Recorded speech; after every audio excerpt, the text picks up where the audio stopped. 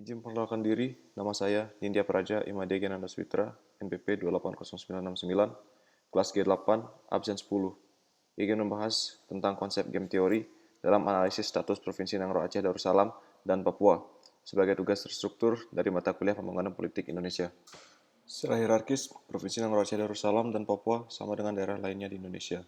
Adanya kebijakan otonomi khusus melalui Undang-Undang Nomor 18 Tahun 2001 tentang otonomi khusus bagi Provinsi Daerah Istimewa Aceh dan Undang-Undang Nomor 21 Tahun 2001 tentang otonomi khusus bagi Provinsi Papua, membedakannya dari provinsi atau daerah lain yang ada di Negara Kesatuan Republik Indonesia.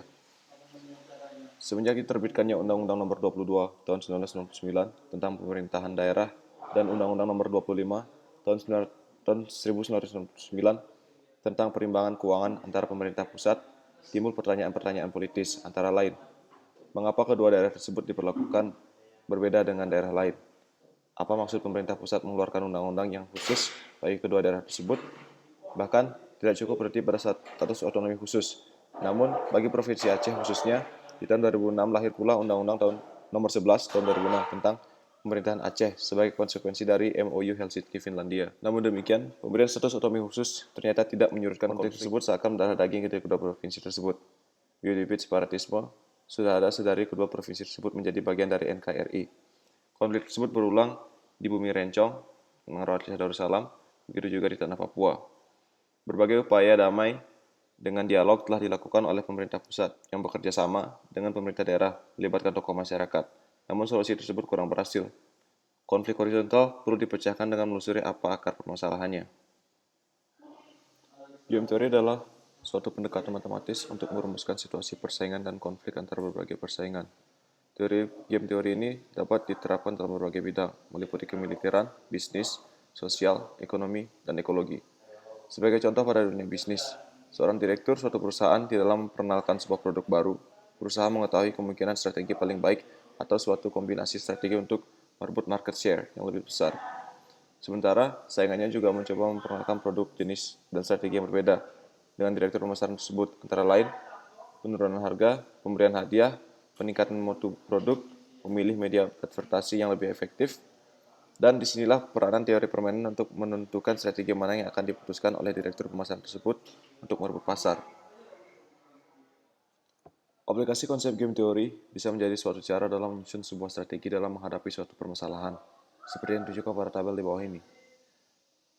Dari penerapan konsep ini terdapat 3 alternatif, yaitu membiarkan Aceh merdeka, yang kedua memberikan status otonomi biasa, yang ketiga memberikan status otonomi khusus. Jadi bisa dikatakan Aceh merupakan wilayah yang unik, dengan sejarah dan adat istiadat yang berbeda dari daerah lainnya. Apabila merdeka, pemerintah pusat akan kehilangan sumber daya alam yang melimpah di Aceh.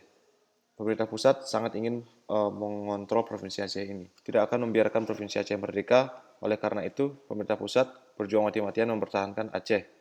Pemerintah pusat selama ini belum pernah memberikan status otonomi biasa, karena selama Indonesia merdeka, Aceh merupakan daerah yang istimewa.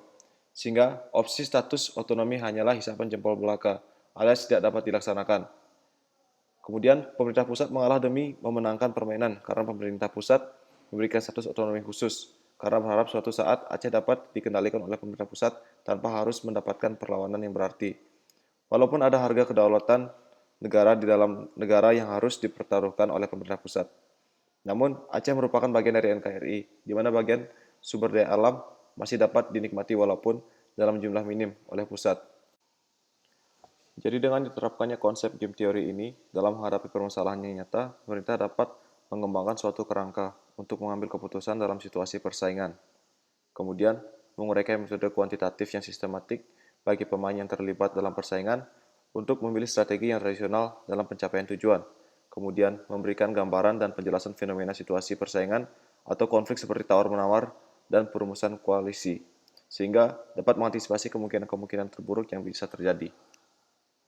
Sekian dari materi yang bisa saya paparkan. Mohon maaf apabila ada salah-salah kata. Terima kasih.